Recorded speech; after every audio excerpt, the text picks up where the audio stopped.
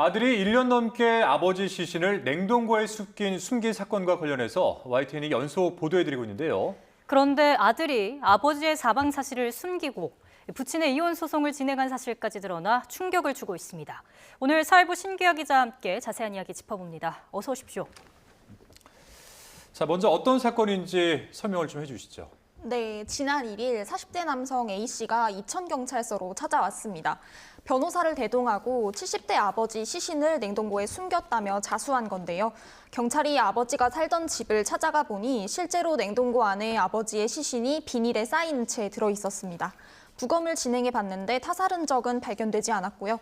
국립과학수사연구원의 정밀 검사 결과를 기다려야 하는데 경찰은 아버지의 행적과 아들의 진술을 바탕으로 지난해 9월쯤 숨진 것으로 추정하고 있습니다. 네, 아들의 자수로 아버지의 시신이 냉동고에서 나온 겁니다. 정말 충격적인 사건인데 아버지가 생전에 의붓어머니와 이혼 소송을 하고 있었다고요? 네, 아들 A씨는 재산 문제 때문에 아버지가 숨진 사실을 바로 밝힐 수 없었다고 경찰에 진술했습니다. 예. 사망한 아버지가 생전에 배우자이자 A씨의 의붓어머니인 B씨와 재산 분할을 포함한 이혼 소송을 하고 있었던 사실이 저희 취재 결과 확인이 됐습니다. 지난 2022년에 아버지는 의붓어머니 B씨를 상대로 이혼 소송을 냈습니다. 이에 B씨도 재산을 분할해달라면서 맞소송을 냈는데요. 당시 B씨가 분할을 청구한 재산은 33억 원이었는데 당시 A씨 아버지의 전체 재산은 69억 원이었던 것으로 추산이 되고 있습니다. 그런데 이혼 소송 진행 중에 이 아버지가 숨진 것으로 확인이 됐다던데요? 네, 소송이 어떻게 진행됐는지 같이 화면을 보면서 설명드리겠습니다. 예. 소송은 2022년 7월에 시작됐습니다. 1심 재판부는 재산을 나눠달라는 의붓어머니 B씨의 주장을 받아들이지 않은 채 이혼 판결을 내렸습니다. 이후 항소심을 거쳐서 대법원까지 올라갔는데 대법원은 지난 4월 1심 판결을 그대로 확정했습니다. 그런데 아버지가 숨진 것으로 추정되는 9월은 항소심이 시작된 시점인데 그렇다면 반년 넘게 시신을 상대로 이혼 소송이 진행된 겁니다. 예. 사망 사실을 인지하지 못한 채 1심 판결이 확정된 거 아닙니까?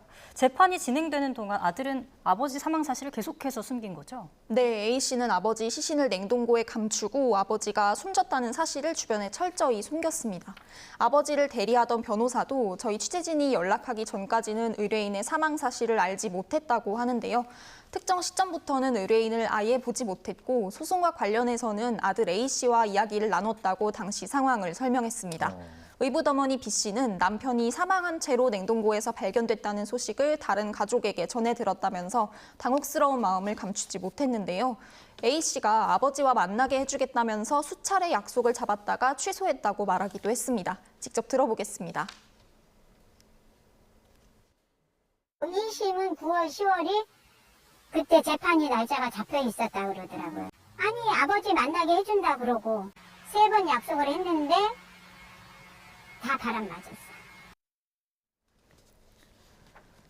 네, 이런 배경에 재산 분할 문제가 있는 거 아니냐는 의혹도 나오는데요. 민법에 따르면 법률상 배우자는 자녀보다 1.5배 많은 유산을 상속받습니다. 하지만 이혼한 경우라면 아들인 A씨가 69억 정도로 추정되는 유산의 대부분을 상속받게 됩니다. 따라서 이런 상황이 아버지의 시신을 숨기고 이혼 소송을 진행하는 데에 영향을 미친 게 아니냐는 추론이 나오고 있습니다. 굉장히 이제 들으면 들을수록 충격적인데 혹시 이혼 판결이 뒤집힐 가능성도 있습니까? 네, 이혼 소송은 결과가 확정되기 전에 당사자가 사망하면 무효가 됩니다. 1, 2심 판결이 나와 있더라도 2주 안에 이의를 제기하지 않아서 판결이 확정되기 전이거나 혹은 대법원 판결이 나오기 전에 한쪽이라도 숨지면 소송이 무효가 되는 건데요.